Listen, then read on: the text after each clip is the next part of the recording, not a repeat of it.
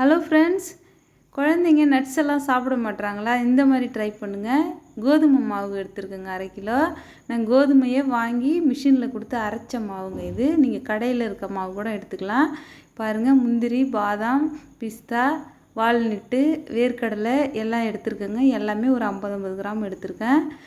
பிஸ்தா மட்டும் கொஞ்சம் குறைவாக எடுத்துருக்கேங்க.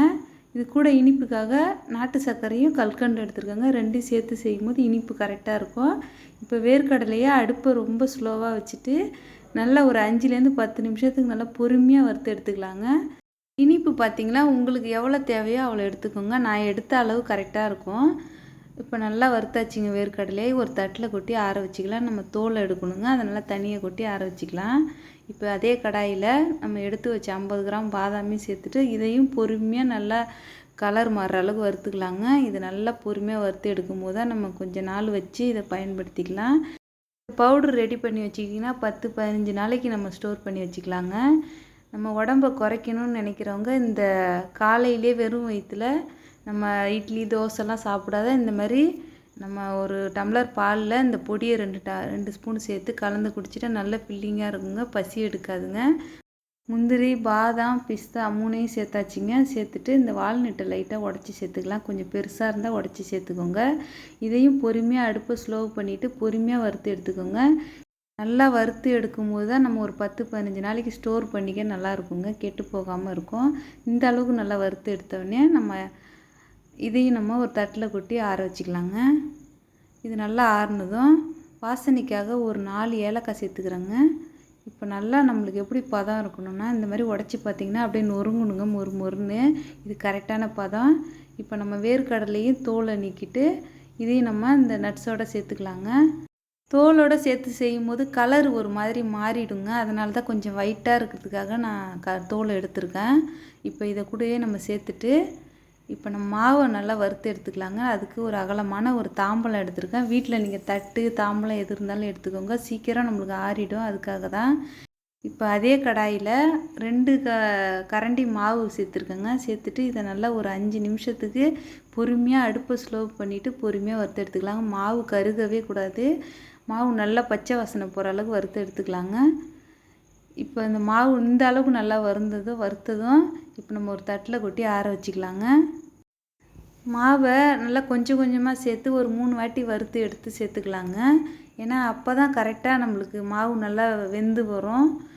எல்லாமே ஒன்றுக்க சேர்த்து வறுத்தோம்னா கரெக்டாக வறுபடாதுங்க. கொஞ்சம் கொஞ்சமாக சேர்த்து வறுத்து நல்லா ஒரு தாம்பலத்தில் கொட்டி ஆற வச்சுக்கோங்க. இப்போ மிக்ஸி ஜாரில் கல்கண்டை சேர்த்து ஃபஸ்ட்டு பொடி பண்ணிக்கலாங்க. கல்கண்டை நல்லா பொடி பண்ணிக்கலாங்க. பொடி பண்ணிவிட்டு அது கூடவே ஆறுன நட்ஸ் எல்லாம் சேர்த்து நல்லா பொடி பண்ணிக்கலாங்க. பாருங்கள், இந்த அளவுக்கு நல்லா மொறுன்னு ஆறி இருக்கணும். இப்போ சேர்த்து பொடி பண்ணிக்கலாம். பொடி பண்ணோன்னே இந்த மாதிரி தாங்க இருக்கும். இது கூட நம்ம எடுத்து வச்ச நாட்டு சர்க்கரையை சேர்த்துக்கலாங்க. உங்களுக்கு எவ்வளோ இனிப்பு வேணுமோ அந்த அளவுக்கு சேர்த்துக்கோங்க. சர்க்கரையை இந்த டைமில் சேர்த்து தாங்க நம்ம பொடி பண்ணணும். இப்போ நம்ம நல்லா பொடி பண்ணியாச்சு. ஒரு தட்டில் கொட்டி தனியாக வச்சிடலாம். நல்லா அந்த கட்டிகள்லாம் கொஞ்சம் எடுத்து விட்டுட்டு தனியாக வச்சுக்கோங்க. இப்போ நம்ம கோதுமை மாவும் நல்லா ஆறிடுச்சிங்க. கோதுமை மாவை நம்ம பொடி பண்ண மிக்ஸி ஜாரே எடுத்துக்கலாம். எடுத்துட்டு இதில் 2 கரண்டி சேர்த்துக்கலாங்க மாவு.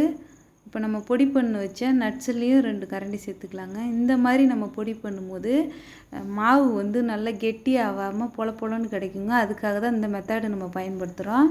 பாருங்கள், எந்த அளவு பொலன்னு வந்திருக்கு பாருங்கள். இப்போ நம்ம ஜலிச்சிக்கலாம். இந்த மாதிரி ஒரு ஜல்லடை வீட்டில் இருந்தால் எடுத்துக்கோங்க. இப்போ நம்ம ஜல்லடையில் இந்த பொடியெல்லாம் சேர்த்துக்கலாம்.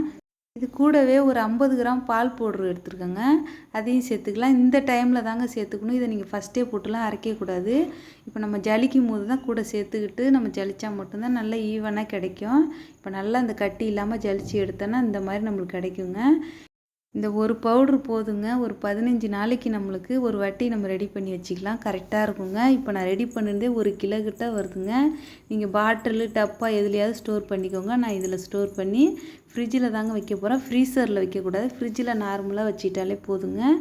பாருங்கள், எனக்கு இந்த அளவுக்கு கிடச்சிருக்கு. 1 கிலோக்கு மேலேயே கிடச்சிருக்குங்க. இப்போ நான் கொஞ்சமாக பயன்படுத்துறதுக்காக வெளியில் வச்சுட்டு பேலன்ஸை நான் ஃப்ரிட்ஜில் வச்சுக்கிறேங்க. இப்போ சூடாக பால் சூடு பண்ணிவிட்டு இந்த மாதிரி நம்ம ஒரு 2 ஸ்பூன் சேர்த்துட்டு நல்லா சூடான பாலில் குழந்தைங்க ஸ்கூல் விட்டு வந்தோடனே கொடுத்தீங்கன்னா ரொம்ப ஆரோக்கியமானதுங்க. இந்த மாதிரி பவுடர் ரெடி பண்ணி வச்சுக்கோங்க. வீடியோ பிடிச்சிருந்தால் லைக் பண்ணுங்கள். Thank you friends.